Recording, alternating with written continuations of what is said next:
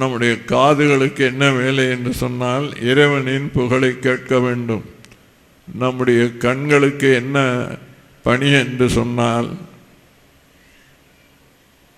அவனை வணங்குதல் வேண்டும். மூக்குக்கு என்ன வேலை என்று சொன்னால் அவன் மனம் நுகர்தல் வேண்டும். வாய் என்னவென்று சொன்னால் அவன் புகழை பேச வேண்டும்.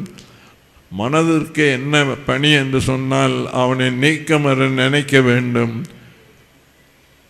இரு கரங்களுக்கு என்ன வேலை என்று சொன்னால் அவனை தொழ வேண்டும். இப்படி அங்கமாலை என்றுக்கு ஒரு புதிய பொருள் கொடுத்து ஒவ்வொரு அங்கத்திற்கும் என்ன வேலை என்று சொன்னால் இறைவனை பணிதலை தவிர வேறு வேலை இல்லை என்று அவர் பாடினார்.